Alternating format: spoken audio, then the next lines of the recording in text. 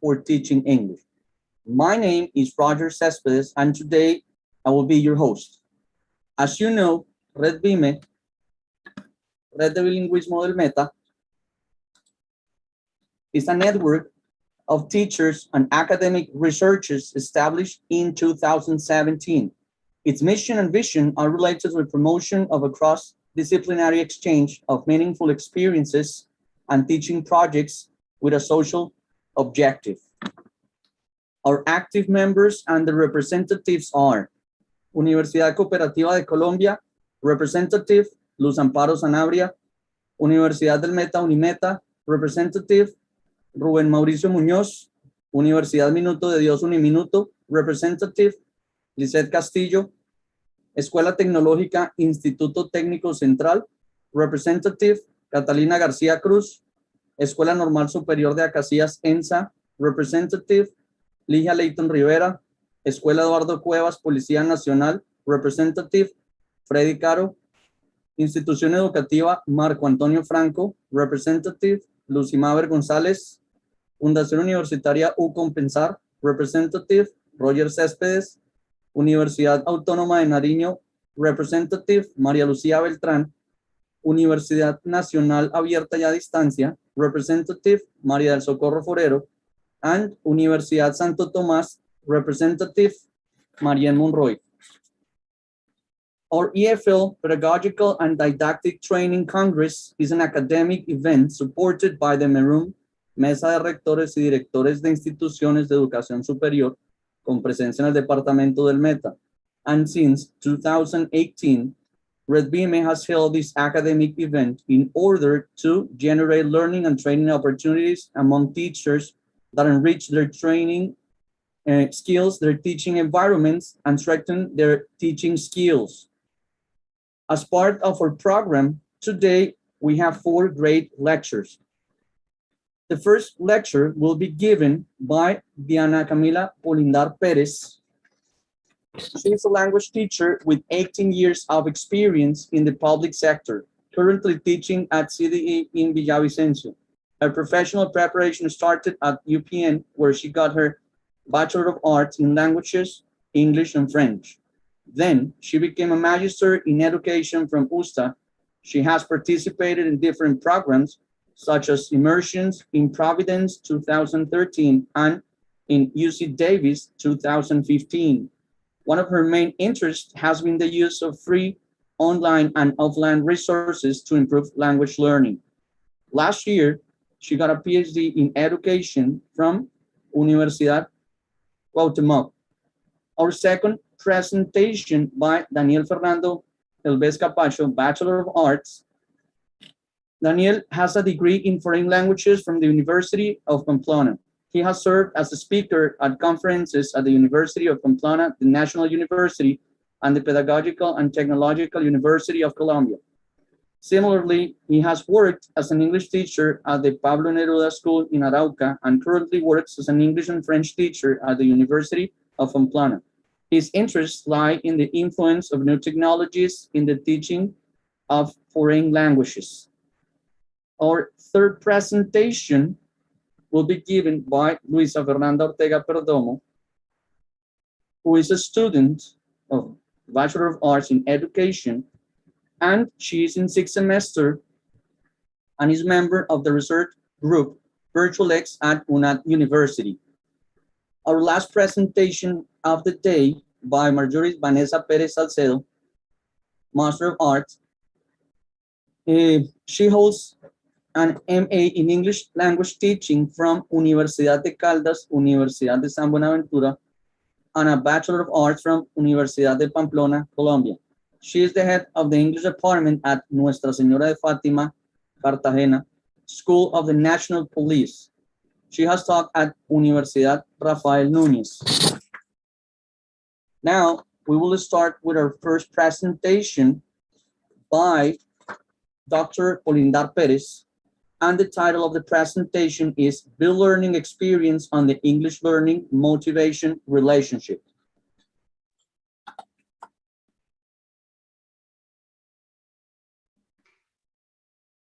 Thank you, Roger.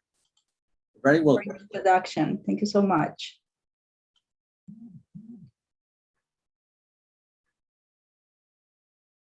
Okay, so I'm so glad to be here.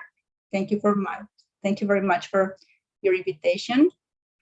So, because I have the opportunity to present a quick overview of my doctoral thesis called Be Learning in the relationship between English learning as a foreign language and motivation. Okay, as you told before, I've been an English teacher for more than a decade at CDE school. This research was developed in 2019. So I already knew the population and the context. As most public schools, we share the limiting factors of time, I mean, few hours of class per week, and the lack of resources to introduce IT tools. But despite of that, I was able to develop this learning experience thanks to the school, students, and parents' support. Okay. So in this context, this research question emerges. What is the impact of a e-learning experience in the relationship between English learning as a foreign language and motivation in the 11th graders at Colegio Departamental La Esperanza? And this was my hypothesis. The development of a e-learning experience contributes to the English learning as a foreign language and the improvement of the students' motivation in an experimental group of 11th graders at Colegio Departamental La Esperanza. So, the significance of this research is divided in three main aspects. Its social relevance, which is to improve the English level at a public school through e-learning. Its theoretical contribution, which is to be able of generating scientific knowledge from a public school and managing time and space at school, which is not very easy. Its methodological contribution was that the assessment process was used following the institutional assessment system, and also that the quantitative approach of this research was based on the previous knowledge of the school and the participants, as I told you before. So here you can see a picture, so two pictures from 2018. It was a year before this experience, just for you to see that we have large groups of students, but at the same time, I want you to keep in mind the impact that we can have on many students when we work in the public sector. So since I know here there are teachers from different private universities and also students, so please, I really want you to keep in mind that you can do a great job taking into account all this public sector, okay? Okay, so the theoretical framework of this study is compounded by a conceptual framework, its context, and a literature review. In the conceptual framework, the most relevant theories about learning are analyzed. For example, the interaction hypothesis by Lang. Regarding motivation, Gardner's studies toward motivation and attitude towards learning as a second language and its social environment were followed. Regarding e-learning, it followed Sharma's explanation, since it says that this methodology integrates the best of the face-to-face classes and online education to reinforce the development of communicative skills through individual and collaborative activities. Okay, so, and finally, for this study, it was important to measure learning. So the academic performance during the face-to-face classes and in the activities online were designed following the institutional assessment system, which is also regulated by the Ministry of Education. Okay. Here you can see the main part This study is based on constructivism following Vygotsky's social interaction theory. To understand its influence in language learning and acquisition, I want to start with Noam Chomsky, to talk about the linguistic input to which a child is exposed to acquire its mother language. Then, Lund developed by Krashen, who added that to acquire a language, this input might be comprehensible, which requires meaningful interaction in the target language. Moreover, Lund takes Krashen's theory and adds that interaction is very important when getting the comprehensible input, since the learner is not only a recipient. So here we can see an interaction approach influenced by Vygotsky, who states that the human being is social by nature and interaction is fundamental for learning. This is why right now we're having a lot of trouble, because students also, they need this social interaction. Okay.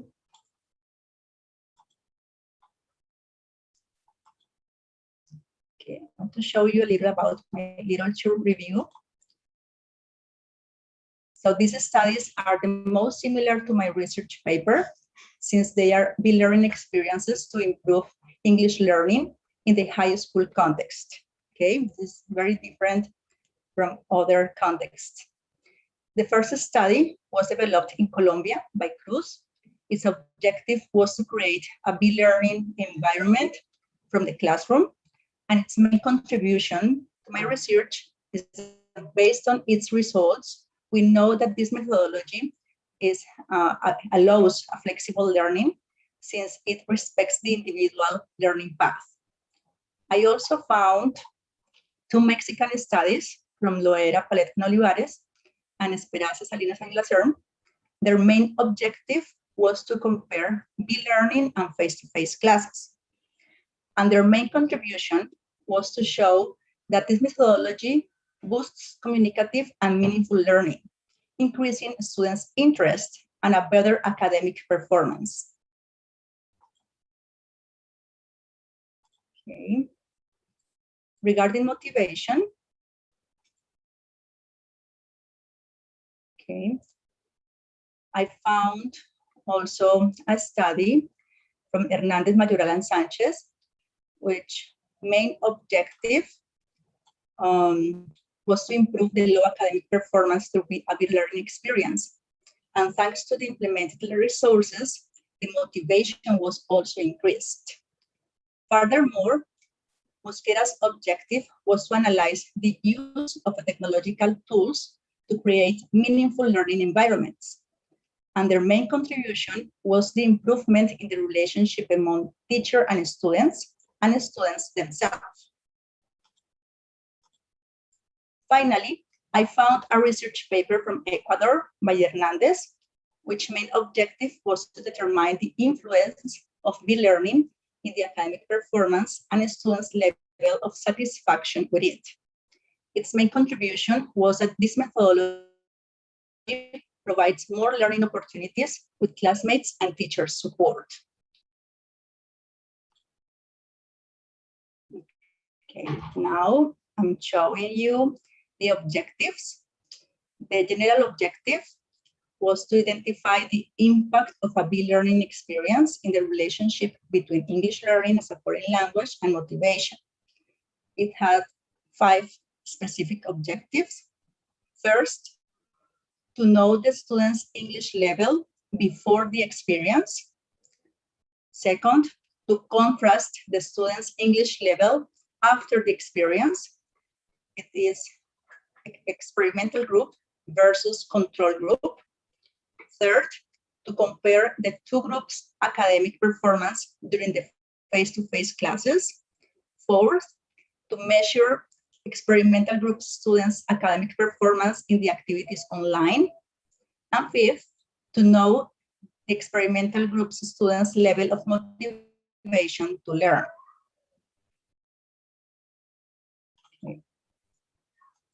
Okay, here we have the method. So I had 135 students participating. They were divided into groups, I told you before, 66 from the experimental group and 69 from the control group. Moreover, there was a descriptive analysis of each variable. The Pearson and Spearman correlation coefficients were used to confirm the hypothesis, and the SPSS statistics program was used to facilitate the analysis. Therefore, the research design was quasi-experimental, since the groups were organized previously by the school. The type of research was longitudinal, since the variable learning was measured in the same participants before and after the learning experience. And the scope was correlational, since its objective was to measure the correlation between the variables. Okay, now to collect the data, they were used 3 tools: an English test before and after the experience, an academic level form, and an adaptation of the attitude motivation test battery designed by Gardner. To guarantee their validity, there was a pilot test first, and then the 3 tools were checked by 3 experts. The test had the structure of a Saber Test 11th, which is our standardized national test to enter higher education. So it had 45 questions based on the topics studied during this learning experience. The academic performance form was used to assess the face-to-face classes and the activities online through the Moodle platform. This form had the same assessment scale from the school. The questionnaire had closed-ended questions, Likert type scales, and semantic differential scales. Okay. So here you can see the results regarding the variable learning. So figure 4 shows the comparative of the post-test results. Recording in progress. Okay. Here you can see that there is a reduction in the less A level in the experimental group with a difference of 15%. And it means that there were less students with a low level. In the level A1, they had a similar percentage, but you can see an improvement of 5% and 9% in the higher levels, A2 and B1, which means some more students who were able to understand the most complex questions. Okay, so probably we think, okay, only that, but it is meaningful if we think about the amount of students we have. Okay. Now,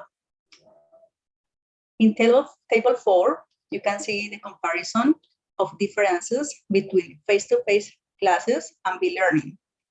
Here you can see that 21% of the students had a lower result. Those students had some difficulties in the adaptation to this methodology, but it's necessary to highlight that 41% of the students could improve, and 36% of the students got a meaningful improvement with a higher level. Only 1% of the student got the same level of performance. Well, table 5 shows the Pearson correlation coefficient between the variables e-learning and learning. It shows a correlation of 0.566, which is considered a high meaningful correlation. So this part of the hypothesis is affirmative, since there is a correlation between these variables and the degree of correlation is moderate. Now, let's see. Regarding the level of motivation. So, figure 5 shows that 9% of the students from the experimental group have a moderate level, 64% a high level, and 27% a very high level of motivation. It was a very positive result since most students had a high level of motivation and their attitude towards the e-learning experience was also good. Okay. However, the Spearman correlation coefficient showed that the p-value was 0.335. It means that there is not a correlation. And if there was, it would be negative. But it doesn't make sense since the motivation level was high. So it's possible that some students who don't have a high English level, they know it is important to learn it. And they would really like to speak fluently in English someday. Okay. Figure 6 presents the analysis of the results according to the main variables, since there was an inner working among them. The results of the post-test in the experimental group demonstrates that it is possible to increase the learning level. In the same way, the implementation of the e-learning offered an opportunity for most students to improve their performance. Furthermore, it also allowed the students to be exposed to the language for more time developing individual and collaborative activities online, as I'll show you later. Regarding the motivation level, despite of the lack of correlation, the questionnaire results showed that the group had a high level and that most of them had an excellent attitude towards the e-learning experience. And figure 7 shows a screenshot of the Moodle platform called My English Class CDE. Okay, so let's continue with the discussion. So table 7 shows that each specific objective was reached, and therefore the main one. Moreover, it allows us to see how these results can be compared to other successful implementations. Gonzalez et al. Also got better learning results. There was an increase in the levels high and superior. Regarding e-learning, these studies also showed that an effective implementation improves communicative and digital skills, which are very important. Finally, Sain Kizil and Wan demonstrated high level of student satisfaction with their learning processes too. Okay.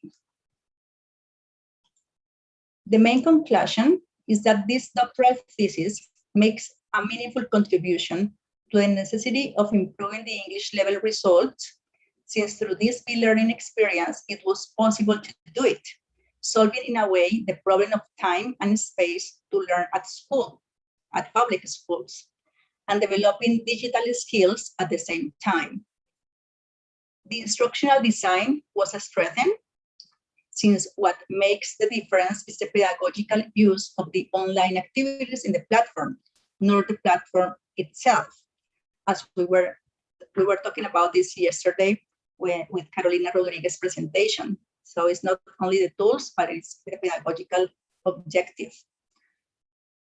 And also later, we're going to share the repository of my thesis if you are interested in watching the complete instructional design. Using the structure of a subject test was also very useful for students, since they need to get prepared for this kind of tests. An opportunity of improvement is the correlation between e-learning and motivation. A strategy could be to ask students what the result in the e-learning experience was and classify the results. Sometimes statistics can be tricky. The weakness identified was the lack of enough IT rooms at school. I was able to find only one period per week to prepare students to use the Moodle platform and give them some support during this experience. Okay, let's see. Figure 9.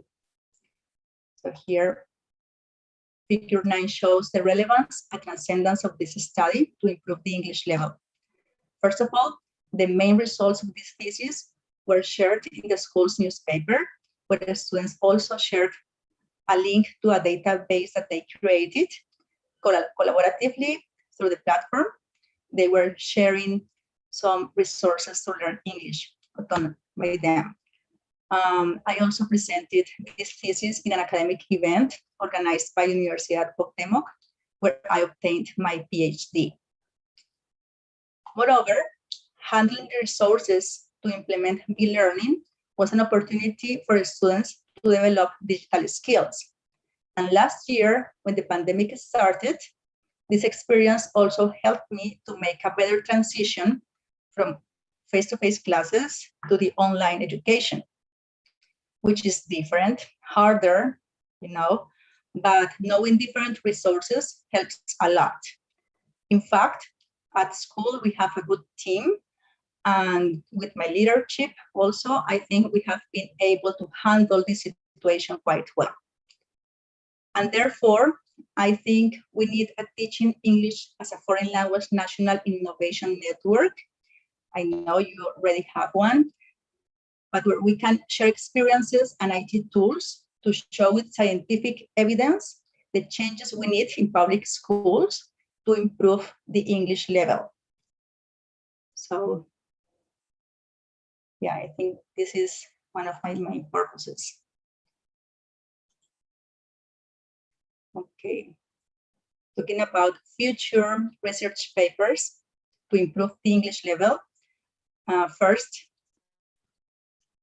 I found that there are just very few e-learning researches about these strategies, like the learning strategies, since I could identify that students who found it so difficult, or that some of them found it so difficult to organize their time for the online activities at home.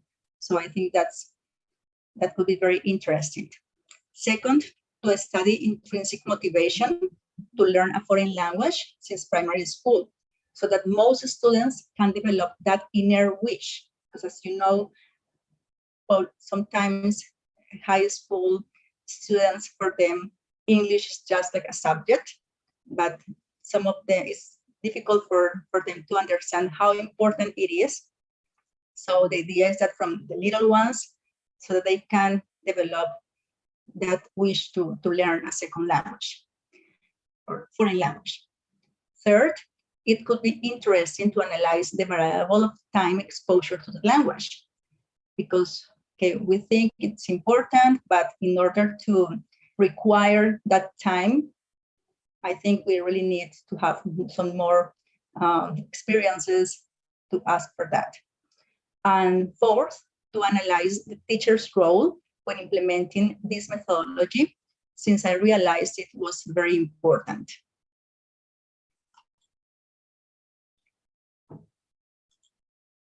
Okay, so here you can see some samples of the online. Recording in progress. And also in my thesis, you can see some more.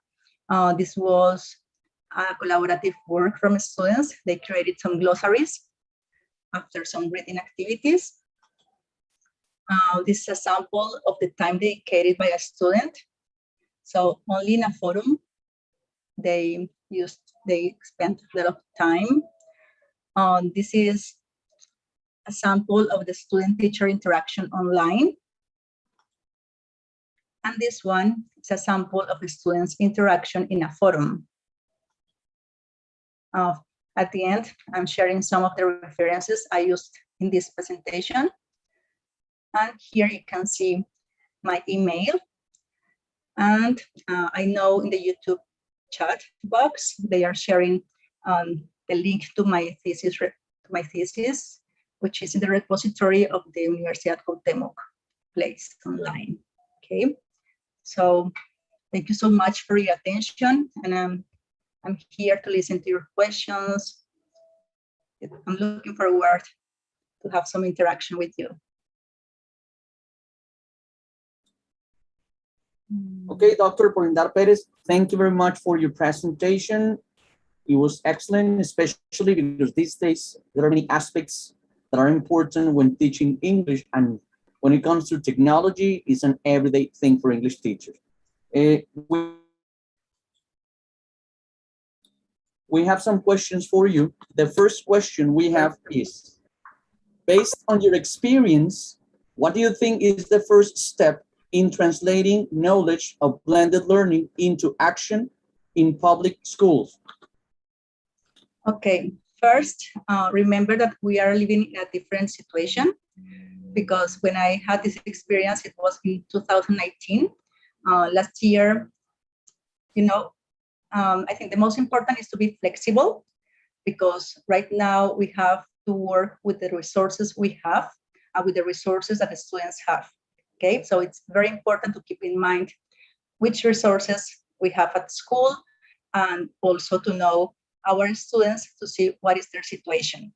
Okay, so, but if, let's say that we are like in a current, because this is our normal situation right now, that we are facing different situations. Actually, each school has different strategies, but the most important is to start using resources, IT tools.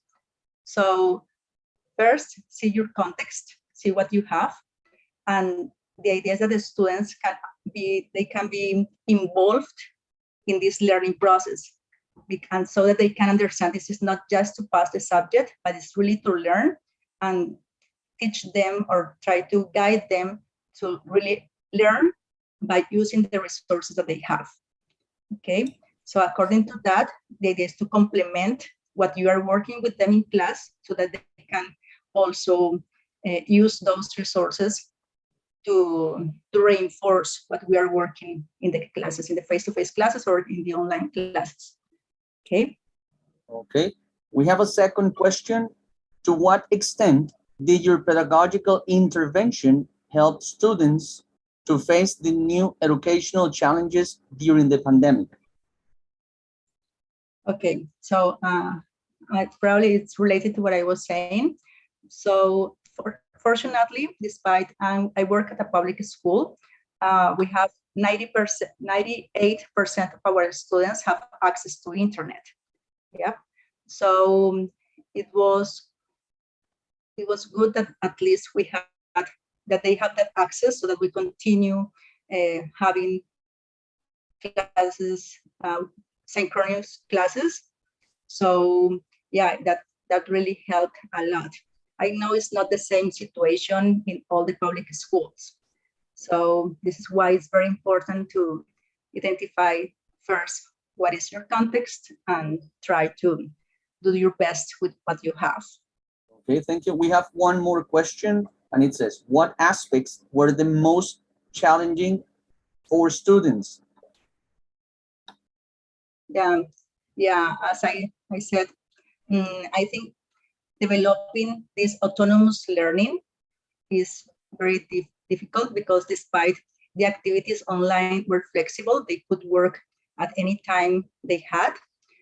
Some of them, you know, and I'm pretty sure you have seen this, that students, when they are alone, it's not easy for them to organize their time.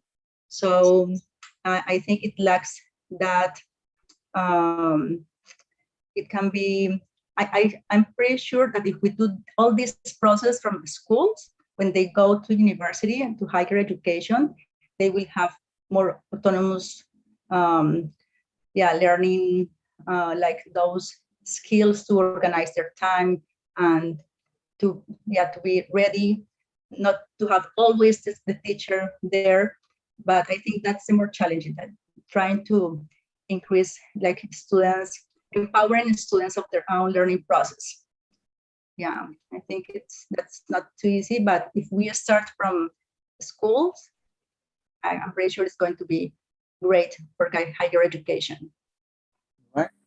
Okay, Dr. Polindar Perez, thank you so much for your presentation. It is a pleasure to have you here, and we hope to see you in the upcoming activities we have with REDBIME. Okay? Okay, thank you so much. Now we will continue with our second presentation of the day. Daniel Fernando Galvez Capacho, Bachelor of Arts, and the title of his lecture is Enhancing Fourth Semester Students' Critical Thinking Through TV Series. Okay, good afternoon. Good afternoon.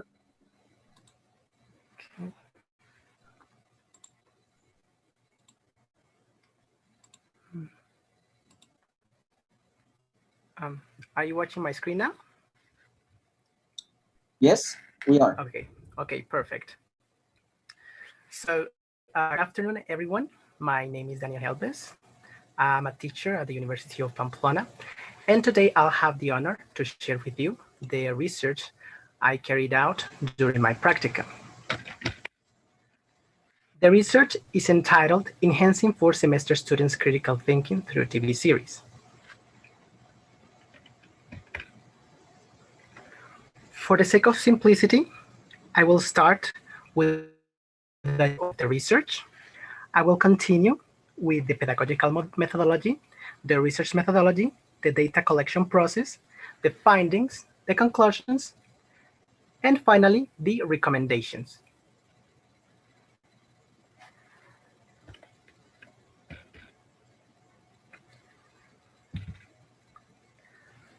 So usually in Colombia, the main reason to study foreign languages at the university is to acquire better job opportunities or just to travel abroad. However, some students consider that learning a foreign language consists only on mastering the 4 skills, disregarding the cultural component. That was the main reason why I decided to be focused on the cultural component of learning a foreign language.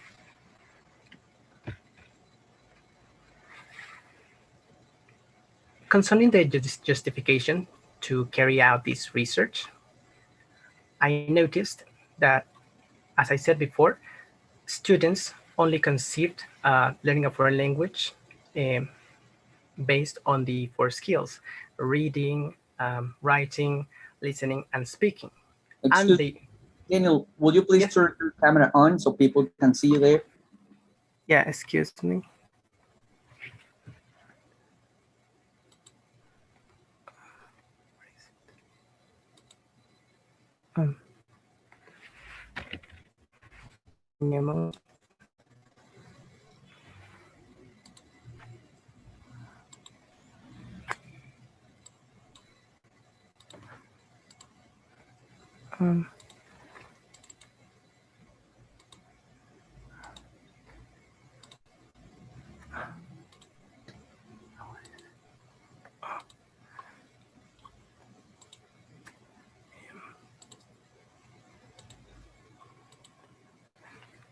Can you see me now?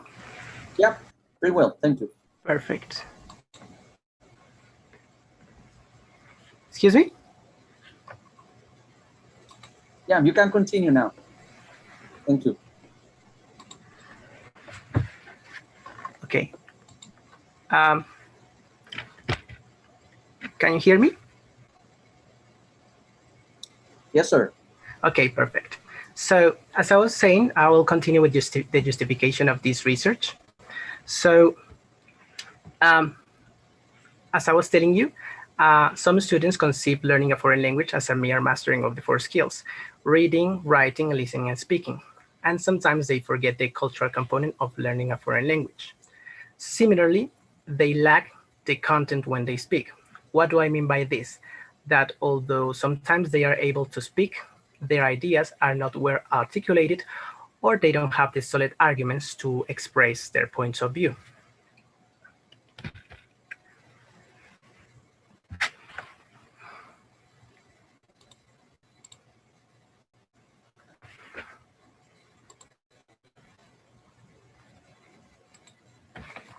So when I carried out my first observation in the population in my setting, I noticed that although students had a good English level, they lacked the ability to express their points of view. They didn't know how to propose an argument or to express an idea. Therefore, it became my main concern to propose a research which was focused on developing their abilities and their critical thinking skills.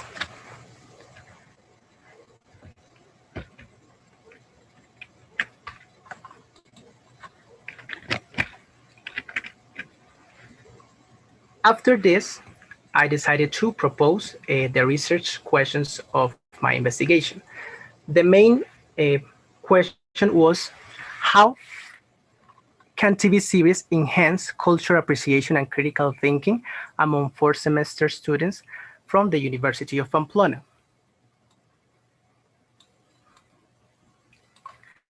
Based on this main question, I proposed 3 sub-questions.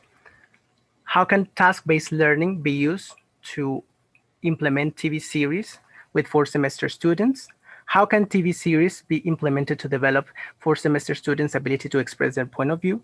And what are students' perceptions regarding the use towards the implementation of TV series as a didactic tool?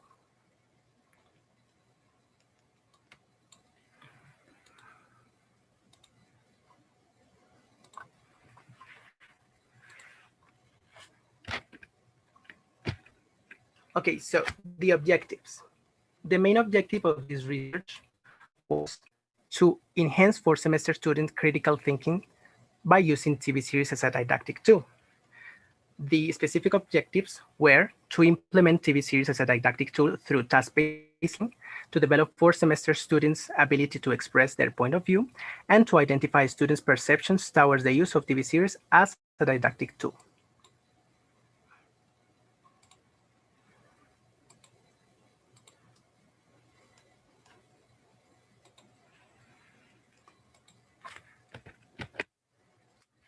Okay, after proposing the research questions and the research objectives, I carried out a literature review and I proposed my theoretical framework.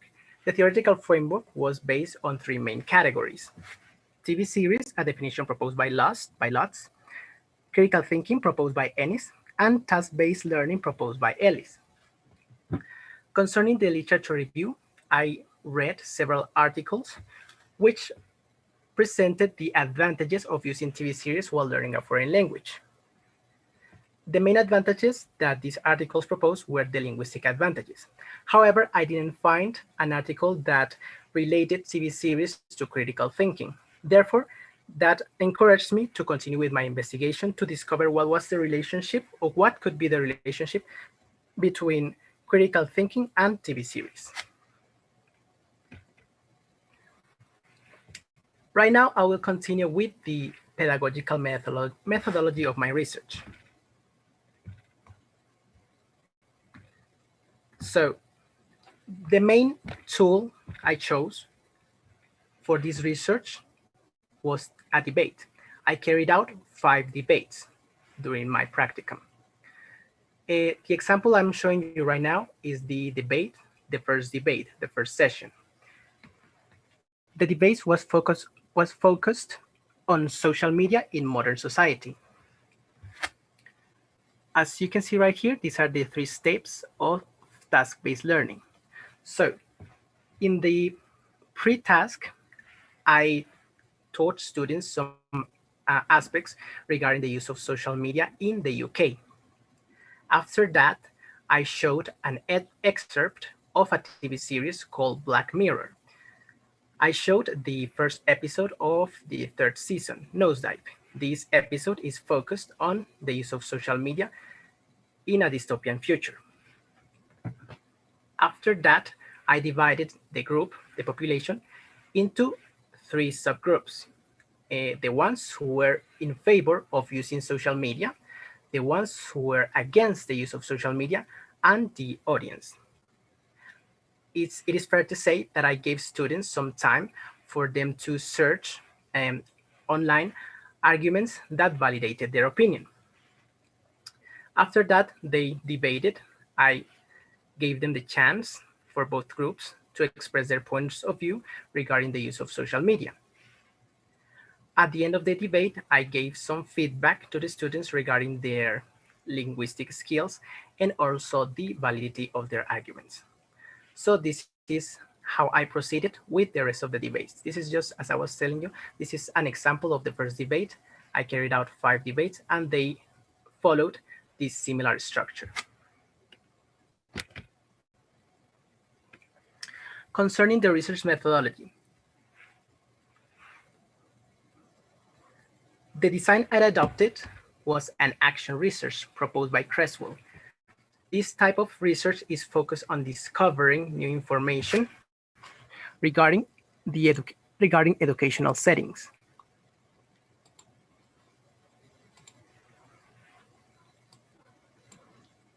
The population was the students of Intermediate English 2, Group B, from the University of Pamplona. And the sample consisted of 3 students. The instruments of this research were the reflective journals, interviews, questionnaires, and a critical assessment rubric. These were the instruments that I decided to use for this research.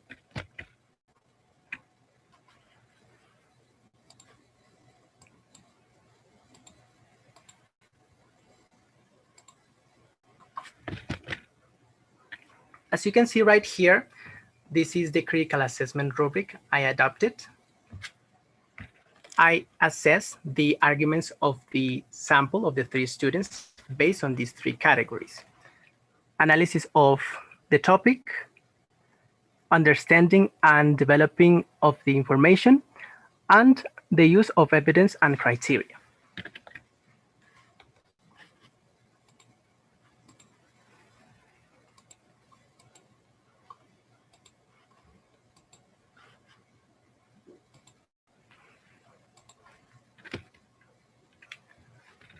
Concerning the other instruments, as I was telling you, I used an interview. This one I designed it myself since I didn't find a suitable interview in the literature review.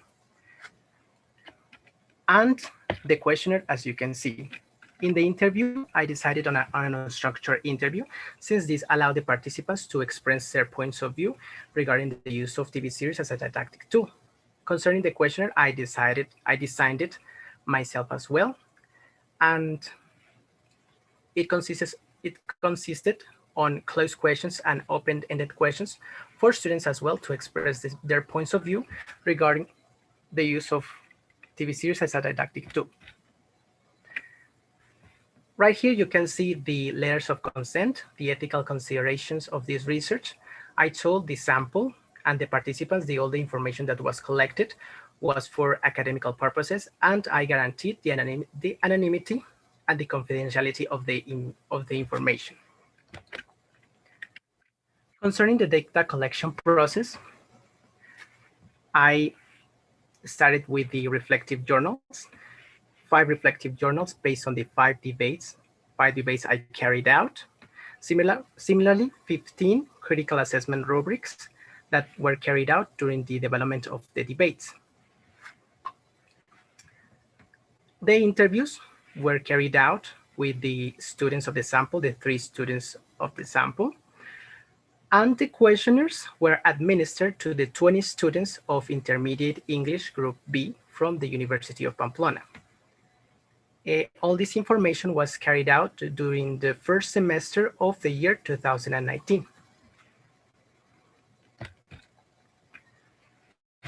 After collecting all the information, I decided on analyzing the information with an interpretive analysis proposed by Hatch. In this type of analysis of the information, I read the information. I wrote key memos based on the information. I wrote in my interpretations on the information I was reading. Based on this, I found several codes. These codes were collapsed into categories, into 8 categories, as you are watching right now. And after that, I collapsed the categories into 3 main themes: critical thinking, advantages, and students' preferences. Right now, I will continue with the findings of my investigation. The first finding concerns the critical thinking. elements that students identified that developed their critical thinking skills. The first one was the cultural appreciation. That is, the contrast between the source culture and the target culture, the Colombian culture and the Anglophone culture, respectively. And the second subcategory of the first finding, modern issues, concerns the attitude of the students toward the society or the period in which they live. As you can see right here, these are pieces of the information I collected, which evidences their opinions of the students, or my impressions regarding the perceptions of the students regarding critical thinking. The second finding concerns the advantages of using TV series as a didactic tool. I found two main advantages: linguistic advantages and psychological advantages. Linguistic advantages concerns how students develop their linguistic skills, like speaking or listening, while using TV series, and the psychological advantage refers to how students felt while using TV series. I found that while watching TV series, students were able to identify how language is used in real life. They were able to identify expressions that are used in common English, something that is not commonly learned in academical settings. Concerning the psychological advantages, students expressed that when I showed the excerpts of the TV series, they felt better. They felt that they were able to forget for a while about the stress of the academical assignments. Concerning the third finding, this one concerns the preferences of the students. Right here, you can see the TV series that students enjoy the most, and right here you can see the debates that students considered were the most relevant. Concerning the TV series, students expressed that the TV series that they enjoyed the most was the first episode of the third season of the series Black Mirror, Nosedive. Why? Because this episode evidenced the use of social media and how sometimes people become addicted or addicted to the influence of social media in their lives. Concerning the most relevant debates, students expressed that the debate that they consider most relevant was the one related to the future of the human race. Why? Because it proposes or it shows an outlook of how the human race might become if we don't take care of the natural resources. I will continue with the conclusions. It is important for learning a foreign language, it is important to master the four skills. However, as a foreign language teacher, it is important to include the cultural component, to talk about the different aspects of different Anglophone countries. Similar TV series can be used either for linguistic purposes or for the development of critical thinking. Concerning linguistic purposes, TV series can be used to develop their listening skills and their speaking skills mainly. Also, TV series can be used to develop the critical thinking skill of the students by showing a contrast or a comparison between the Anglophone culture and the source culture, in this case, the Colombian culture. Some final recommendations concerning what that I encountered while carrying out this research. First of all, it is important to give clear directions when showing TV series, because some students consider that I show this TV series as a leisure time, something for them to enjoy and to forget about the academical setting, and in a way that was the purpose. However, some of them just felt like it was a movie time, and that was not the purpose of my investigation. Therefore, it is important to propose like listening activities before showing the TV series. Another thing that is important and that I noticed, it was that some students didn't like to participate in the debates, mainly because the debates were not sometimes graded.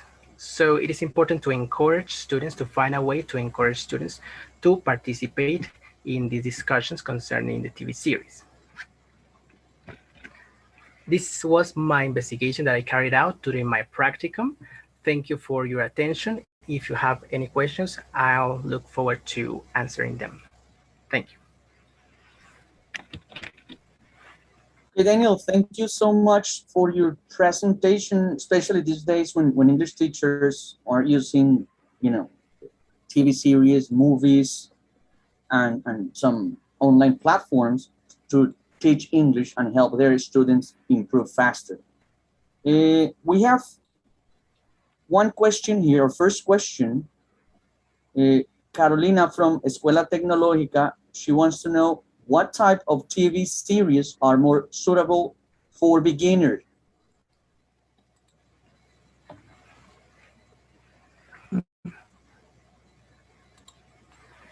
I consider, well, the students, as I told you, the students I work with were advanced students. They already had a very good level.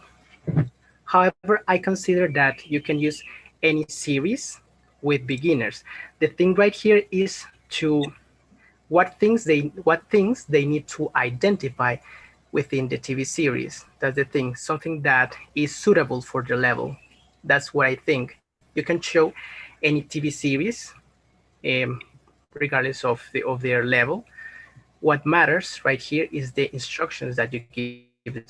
So in this case, if they are beginners, you can show any TV series.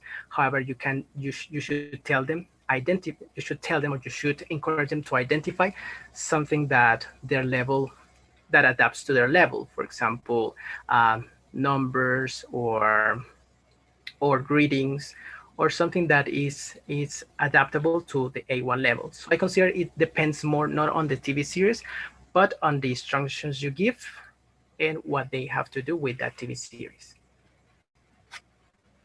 Okay, thank you very much. We have a second question here by Roger Cespedes. It says, what kind of negative aspects do you think TV series might have for English learners?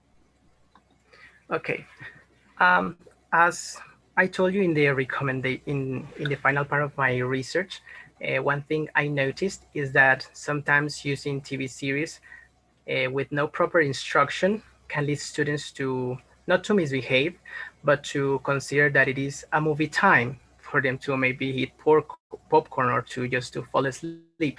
So that's a negative aspect I encounter while using TV series. So as I told you, my main recommendation is to give proper instructions when you show a TV series. Tell them to listen to specific aspects of the TV series and then ask them in order for them to actually pay attention and not to consider just as a leisure activity, but actually as an important academical activity. That was like the main negative aspect I encountered while using TV series. All right, okay. Thank you very much, Daniel, for your presentation. And once again, this is a tool we should use in our classes, especially because we're learning language in context, which is really important. My pleasure. Right. Now we have our first breakout room of the day. So we want you to have fun today and kind of learn a little bit about some other cultures. With us, we have Elena. So Elena, how are you today? Hi, Roger. I'm well. How are you? Yeah, we're doing great. So ready to start? Yes, we are ready to start. Be my guest. Hello, everybody. It's nice to meet you. I'm hoping that you're having an enjoyable time at the conference today. I'm going to start by introducing myself a little bit. My name is Elena, and I'm from the United States, from a state called New Jersey. And I'm here in Colombia for 1 year to help teach English. And I'm very excited to be here. and to help with this conference. And so for today, we have a Kahoot game.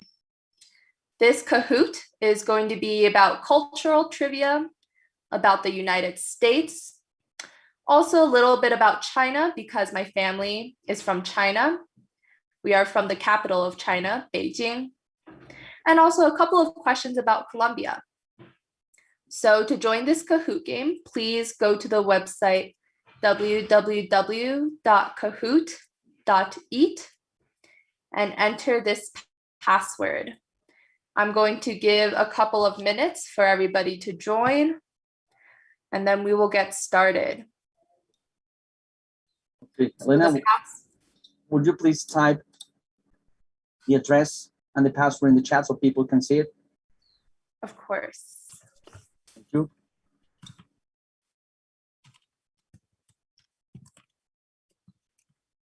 So this is the address, and the password is 214-9053.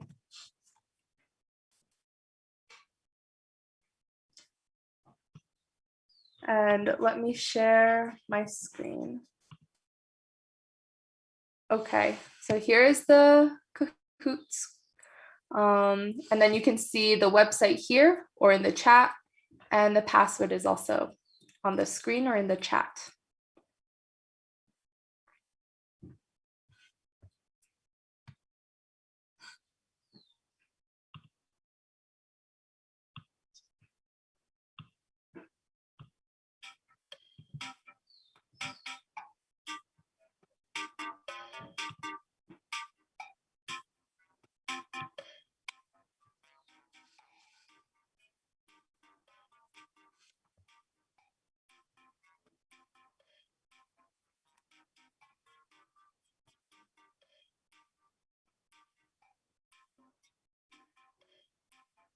So the password is 214-9053. Welcome to people who have already joined. We have Sylvia, Daniel, Diana, Liz, Hilary, Monroe. Welcome everybody. Daniel G. Let's give one more minute for people to join.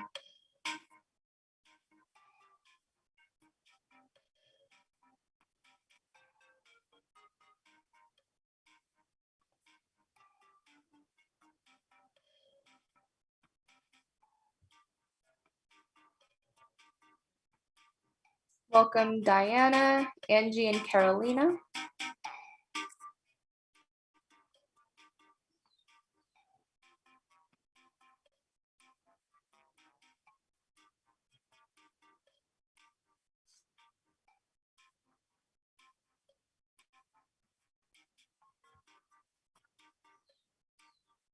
Okay, 20 more seconds.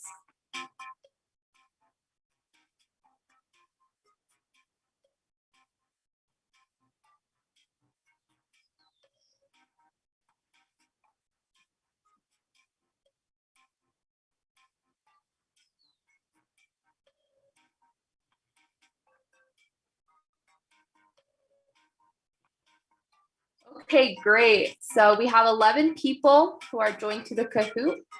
We're going to get started and see who knows the most about cultural trivia.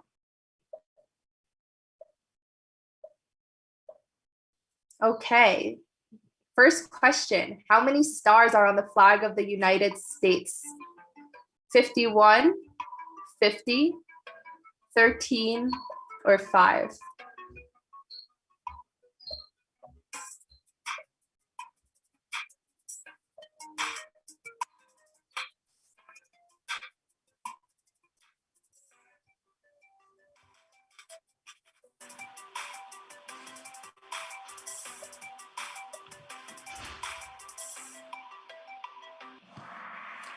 Okay, so a couple of you knew the right answer. There are 50 stars on the flag.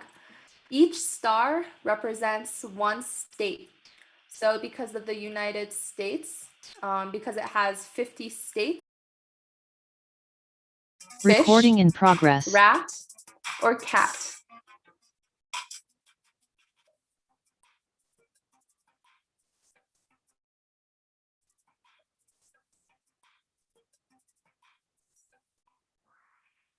Okay, good. So a couple of you knew that it was a rat.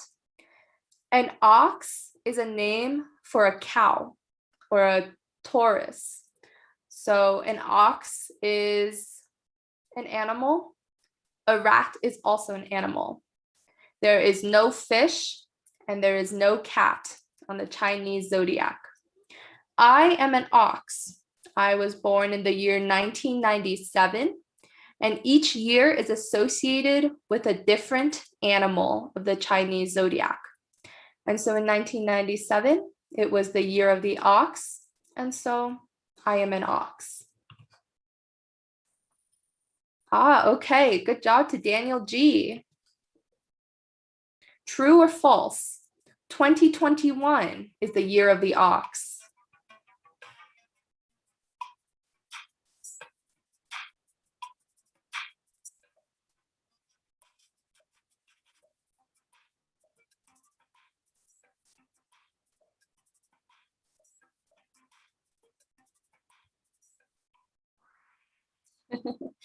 So one person got this correct.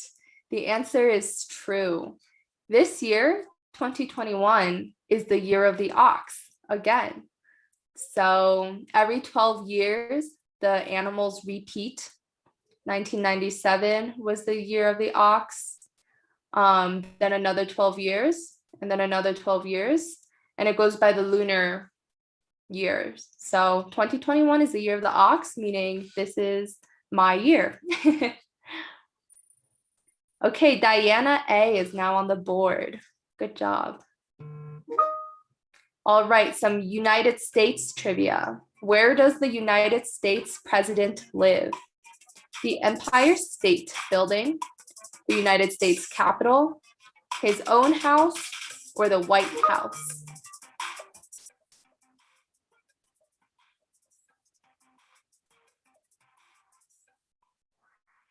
Great, a lot of you got this correct. It is the White House. The White House is located in Washington, D.C., which is the capital of the United States. And each United States president lives in the White House with his family.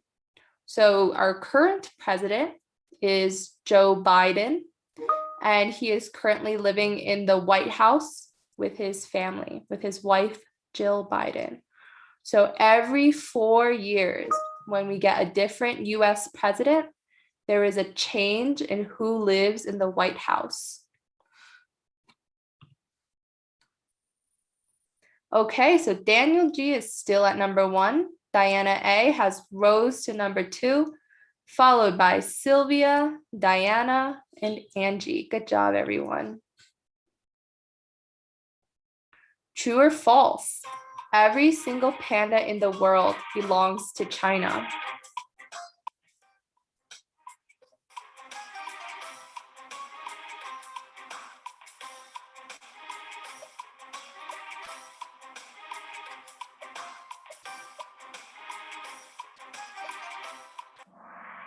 Okay, 50-50. So this is actually true.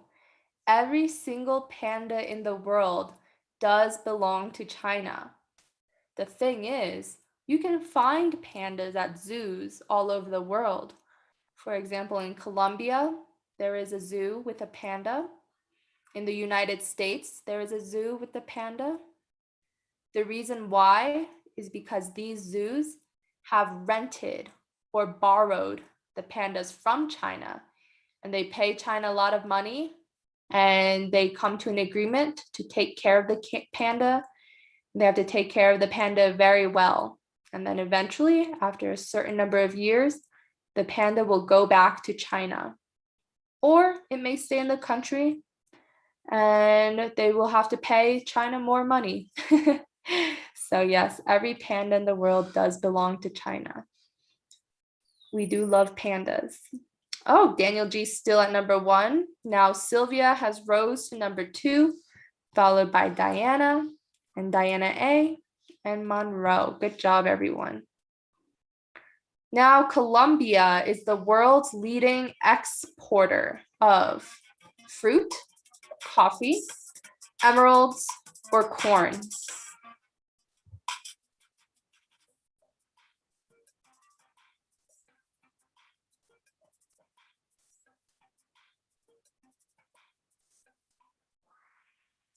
All right, so Colombia is actually the leading exporter of emeralds. It is not coffee, even though Colombia does export a lot of coffee, but I think a couple of countries are in front of Colombia for that, such as Vietnam. They export a lot of coffee. And I think Brazil, I will have to check, but I think they also export a lot of coffee. But Colombia is #1 in the world for exporting emeralds. Okay, Diana is now at #2 because she has a streak with 3 correct answers in a row. Which is not a dialect in China? Dialect is another word for language. Hoka, Minbei, Hokkien, or Mandarin?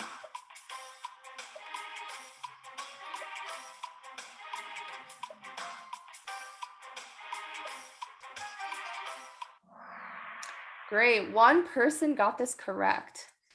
Which is not a dialect in China? Hoka is not. I completely made that up. That is fake and does not even exist.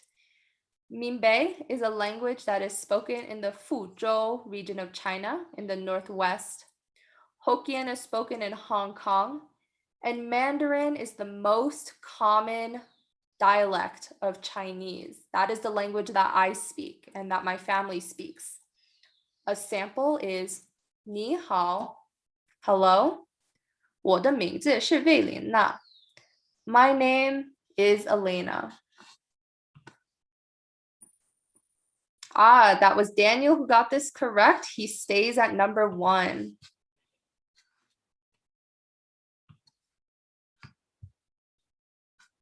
What is this North American food called? Little dogs, pigs in a blanket, witch's toes, or meat treat?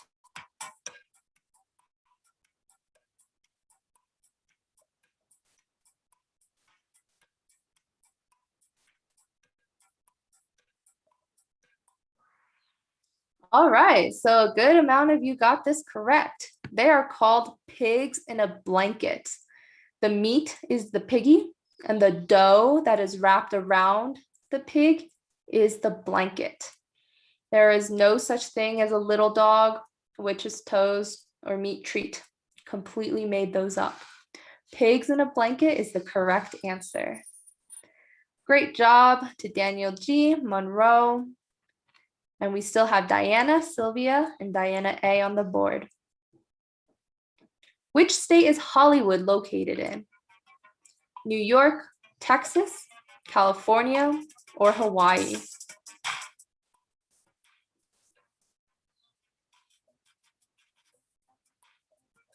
Hollywood is the biggest producer of movies in the United States. Good, everyone got this correct. It is located in California.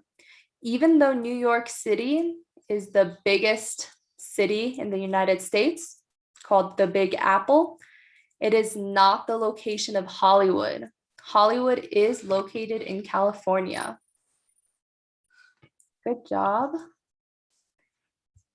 Traditionally, what color do brides wear on their wedding day in China? White, red, any color, or black?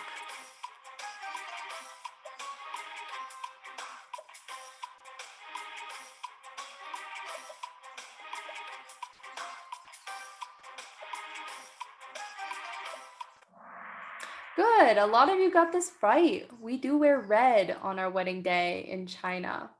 The reason why is because red is a very, very lucky, fortunate color. It is the color of wealth and of life. We celebrate Chinese New Year with red and gold. Traditionally in the United States, brides wear white wedding dresses, but white is a funeral color in China. You wear white to a funeral when somebody dies. So you do not wear white on your wedding day. Great job. Diana A has rose to #3. Last question. Everybody should know this. Is this true or false? Colombia's national sport is soccer?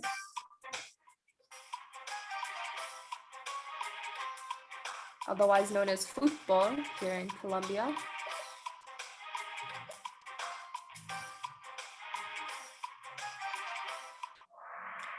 This is false. Colombia's national sport is actually tejo. Even though football or soccer is very, very popular in Colombia and in a lot of countries around the world, Colombia's national sport is actually tejo. So let's see who won. At number 3, we have Diana A. Very great job, Diana A. Monroe at number 2. Good job. And number 1, we have Daniel G. Great job, Daniel. You held number 1 spot for many, many questions. Managed to keep number 1 to the end. Great job, everybody. I'm going to close out of this screen.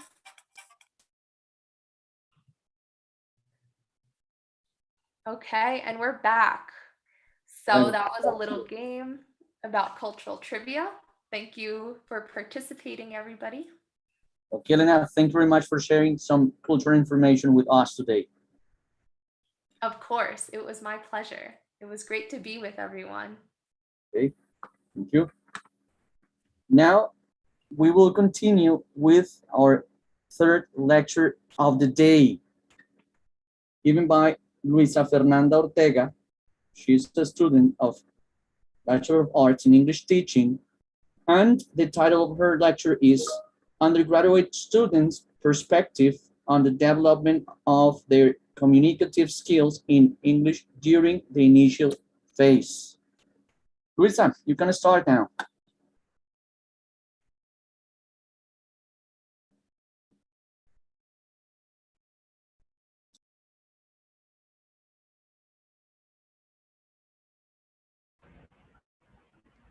Okay, can you see my screen? Yeah, Luisa, we can see it now. Please remember to turn your camera on so we can see you, okay?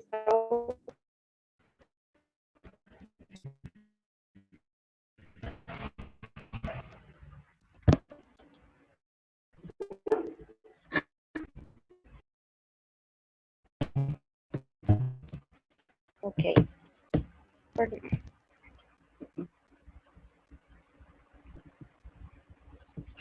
Good afternoon to the academic community. Thanks to the research leader who invited us to this important event. Our research seedbed name is Language Lictis. It belongs to the UNAD University Research Group VirtualX. Today, I would like to share with you our ongoing research project called UNAD EFL's Undergraduate Students' Perspective on Their English Communicative Skills.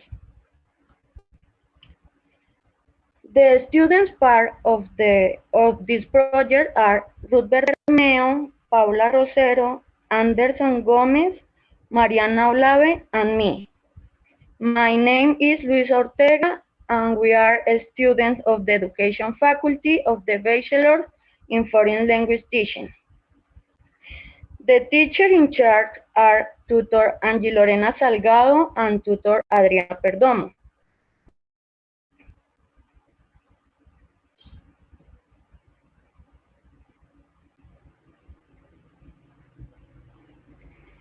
Our current research project aims to explore the UNAD undergraduate students' perspective on their English communicative skills during the initial training phase in the BA in Foreign Languages with emphasis in English program.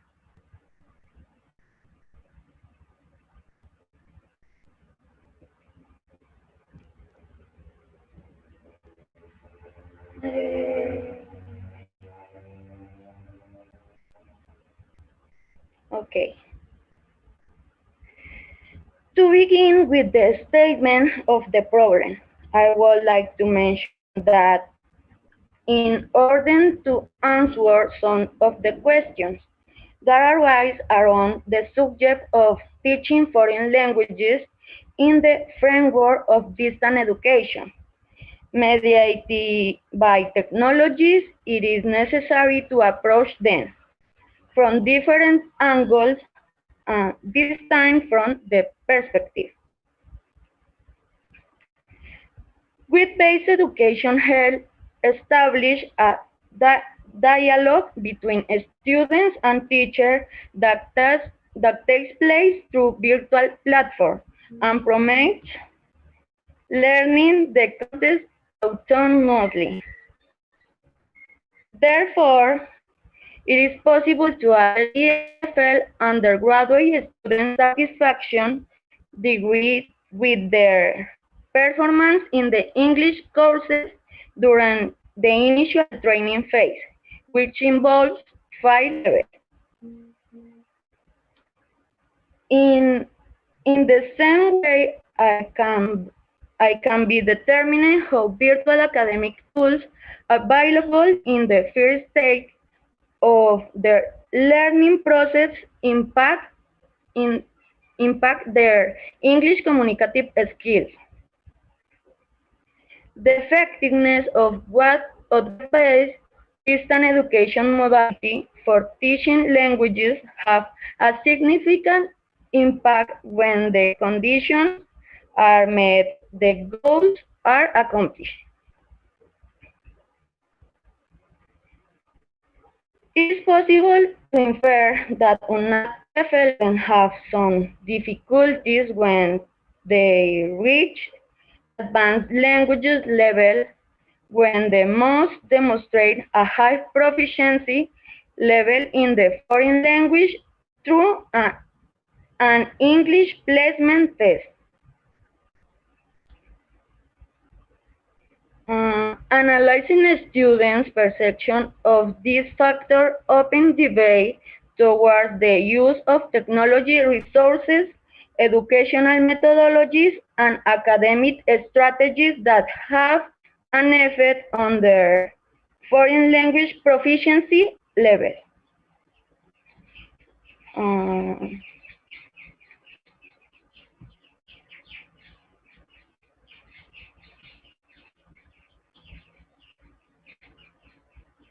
Following those ideas, this study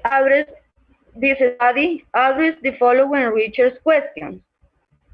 What is the undergraduate student's perspective on the role of virtual academic tools and their effectiveness if the BAs in the training phase in the foreign languages program at UNAD regarding the development of English communicative skills?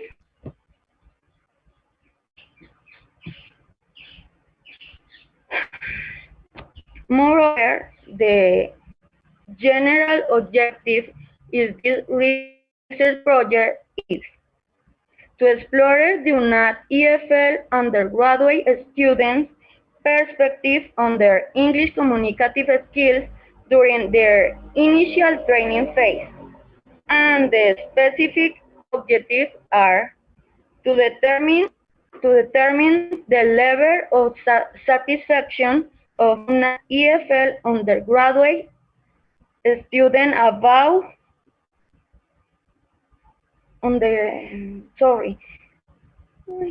undergraduate student about the development of their English communicative skills and the use of virtual academic tools available. To establish the role of virtual academic tools available in the UNAD EFL program in motivating and strengthening their English communicative skills. To analyze the perception of UNAD EFL undergraduate students on the effectiveness of virtual academic tools to develop English communicative skills.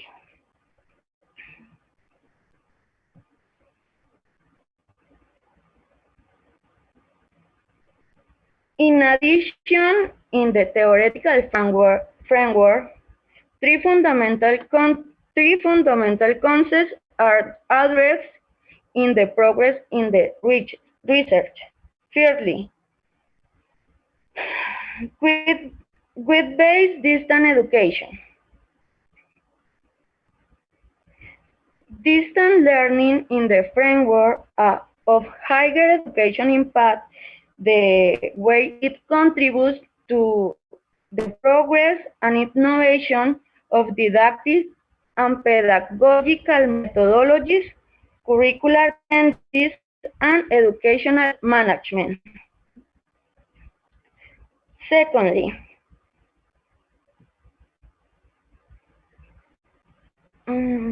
foreign language teaching and learning. Learning a foreign language becomes a multicultural possibilities which leads to an important opening in the construction and appropriation of knowledge and allows creating great space for social interaction, generating moments of exchange while culture get closer and it breaks paradigms in terms of communicative processes. And thirdly, autonomous learning. We refer to autonomous learning in both areas, with base higher education and language learning. We define is the faculty that allows the students to make decisions, lead him to regulate his own learning process based on a specific goal or context. Autonomous learning implies student commitment. This leads to construction meanings and linking the new knowledge.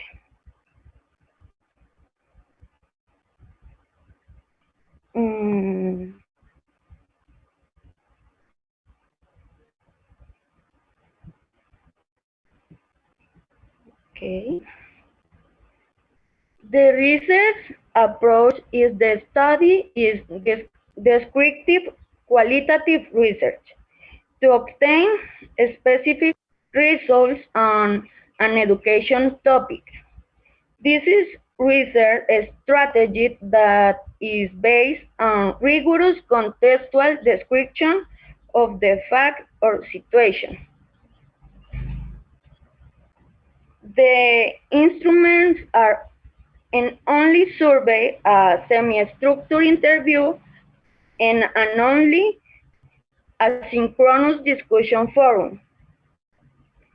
It is proposed to investigate the positive and negative aspects of using virtual academic tools to develop English communicative skills.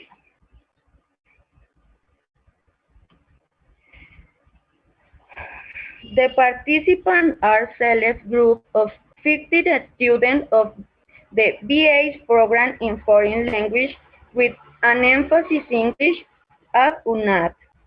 They must be active students taking or having complete the initial training phase, which includes the English courses from the first to the fifth. Afterwards, to communicate the results obtained, a script report is prepared from the analysis of the findings. The expected results of this research is analysis report of UNAD EFL undergraduate students' perspective on their English communicative skills development during the initial training phase.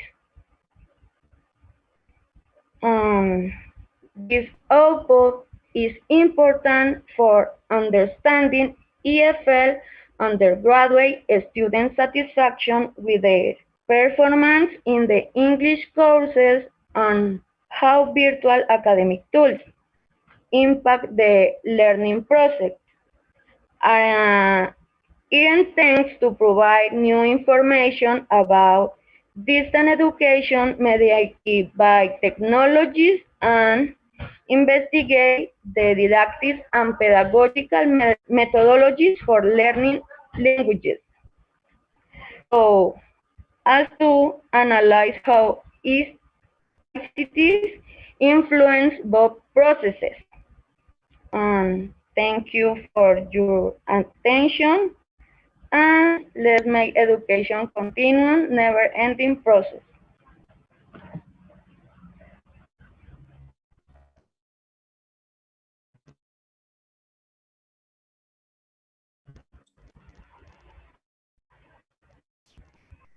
Okay, Luisa, very interesting presentation. Are you ready for the questions?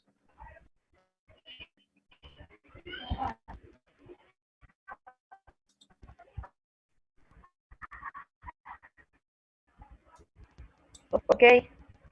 All right. We have two questions here. Question number one, it says, by Maria del Socorro Forero, why did you decide to include autonomous learning in your theoretical framework?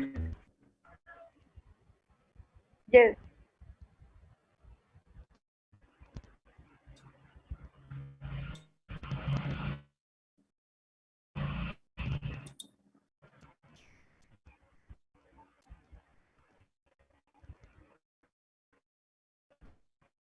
Can you hear me there?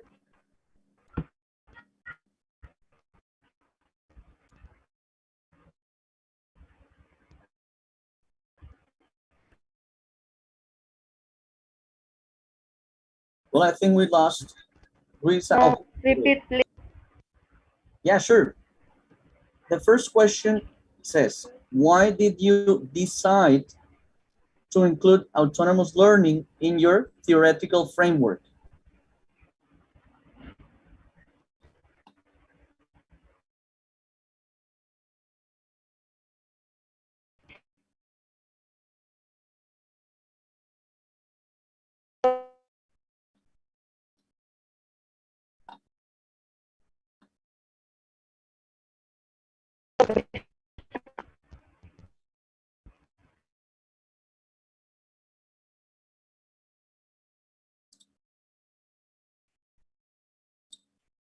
Okay, I think we're having technical problems with Luisa, so we're gonna, are you ready? Can you hear me there?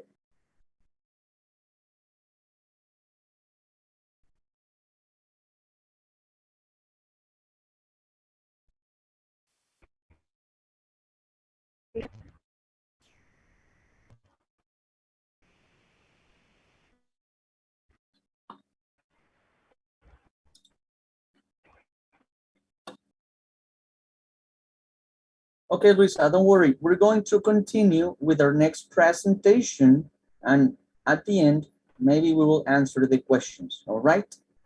A nice presentation, especially these days that we have a lot of students who want to improve their skills, and we have tons of tools and different apps and websites we can explore to improve our English skills. Okay, now we will continue with our next presentation, the last presentation of the day, Marjorie Perez, Master of Arts, and the title of her presentation is Global Knowledge to Promote Language Learning. Okay, Marjorie, is ready to start? Good afternoon, dear audience. Okay, I'm going to share my screen. Can I? Yeah, sure. Go ahead. Be my guest. Thank you. Let me share my screen in order to start. Okay, this is the screen. Sure. Okay, can you see my screen now, guys?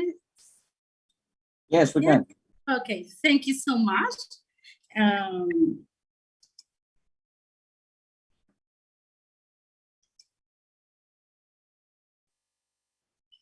Okay, good afternoon, dear audience. In this opportunity, I'm going to present my project that was actually involved called Local Knowledge to Promote Language Development. This project corresponds to an action research, in this case, TBI and local knowledge as a methodology to promote speaking for a class of 10th grade that I have diagnostic, action, and evaluation stage. That you're watching on the screen is the outline of this presentation, and I'm going to tell you the story behind the project. First of all, as a secondary school, there are a lot of practice of language forms.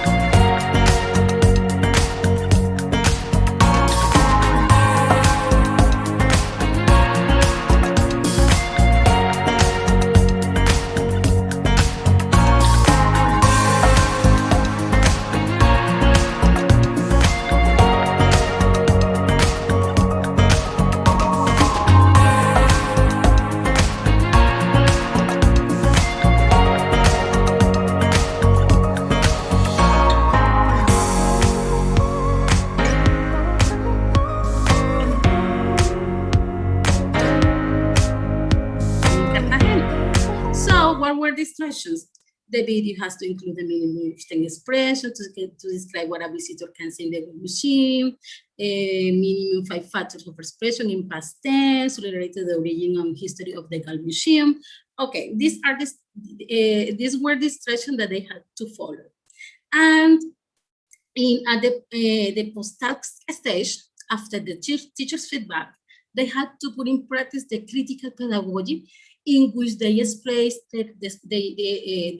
their opinion about a situation as a problem to perceive related to the site. For example, what is your opinion toward the fact historical, you can see historical and social events presenting in the museum's video and reading. So in this part, they, according to the information that they had, they could express their opinion. They can produce in speaking, okay? But related to their opinion. So this is the critical pedagogy focus in this part. Well, in this stage discusses the results supported by data from the teacher's journal, external observer assessment rubric of each workshop, and the service of the student self-assessment, which indicate that the participants reported meaningful cognitive and practical gains in the 6 workshops.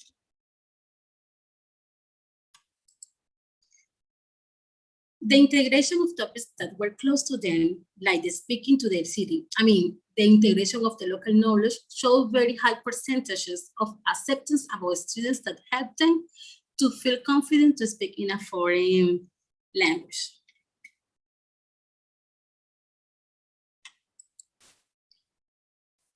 As a summary, what did the study find?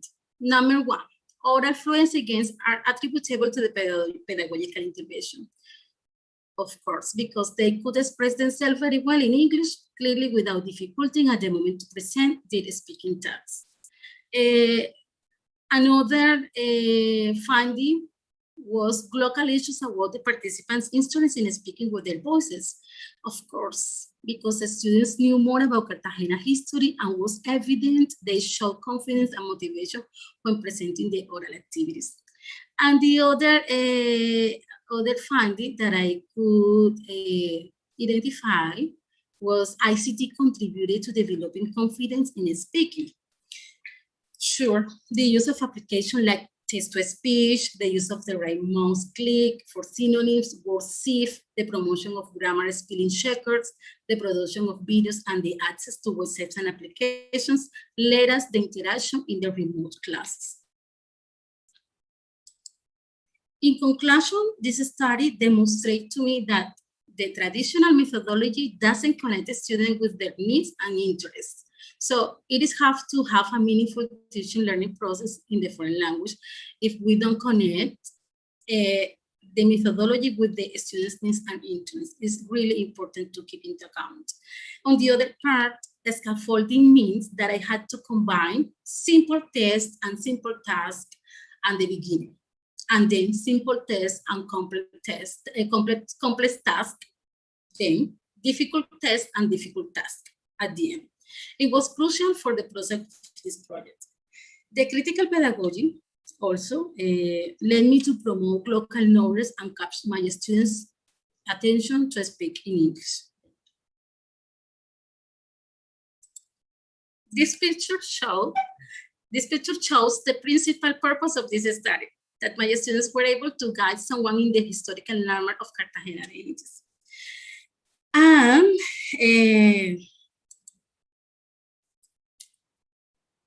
thank you. If you have any questions, I am ready for answer your questions, or thank you so much. Thank you so much for this opportunity. Thank you for your presentation, especially because, you know, when it's about culture, it has to do with English. When it has to do with English, it has to do with our students' improvement.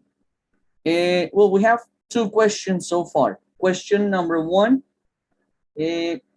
what was the most difficult aspect or challenge you identified when trying to teach culture to your students in English, of course?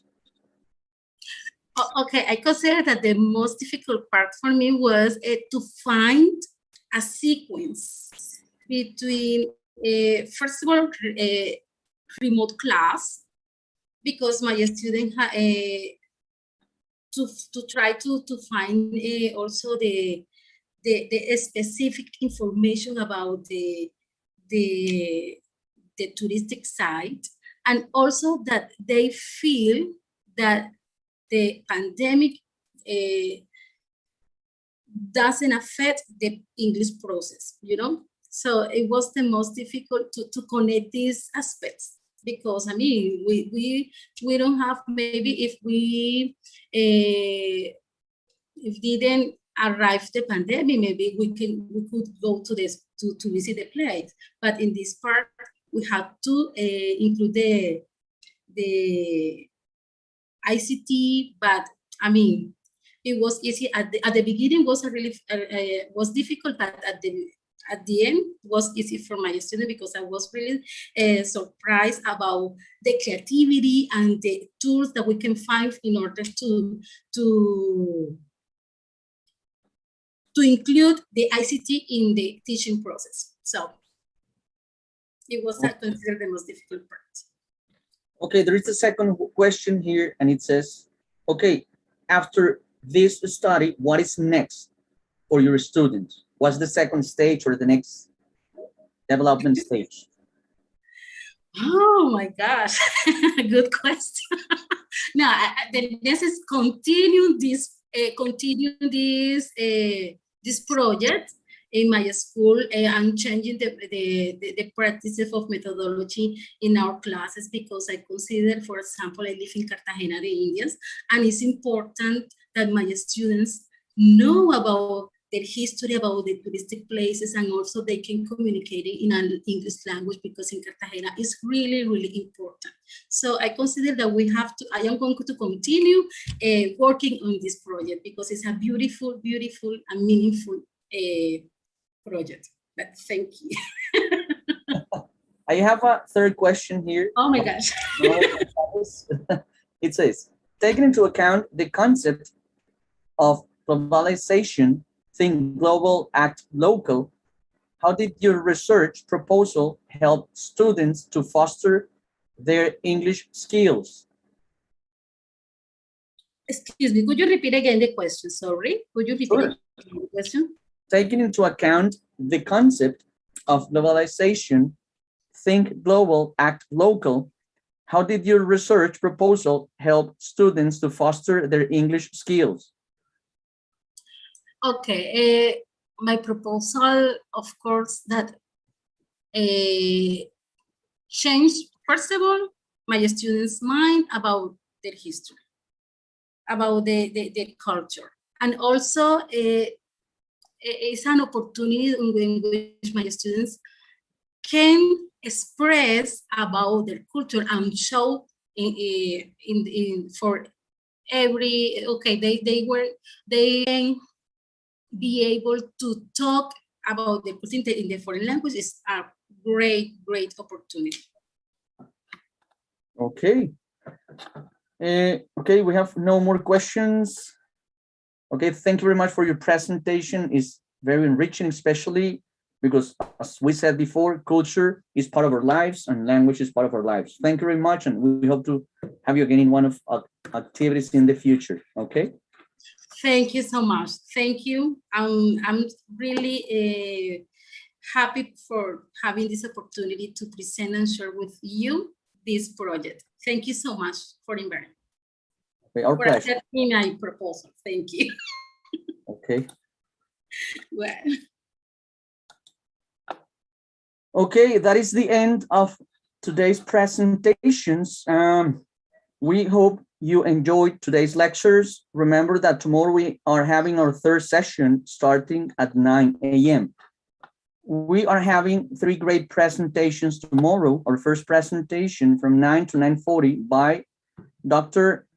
Heriberto González Valencia. And the title is Innovation in English Improvement Processes in University Professors Integrating Virtual Platforms and Technological Tools. Our second presentation from 9:40 to 10:30 by Magda Alejandra Carbonell and Angela Gomez, Masters of Arts. And the title of the presentation is A Pedagogical Design in Distance Education to Improve Language Skills in a Course of General English at Santo Tomas University. We will have our second breakout room about some cultural aspects which we think are really important for us as English teachers. And the final presentation from 10:45 a.m. to 11:25 will be given by William Fernando Fernandez and Natalia Polania Rayo, Masters of Arts. And the title is Virtual Learning Scenarios as a Strategy to English for Specific Purposes in Upper Education. Before we finish today's session, please do not forget to click on the link sent to the chat to evaluate this session. Remember that when we do not evaluate, it is very difficult to be improved.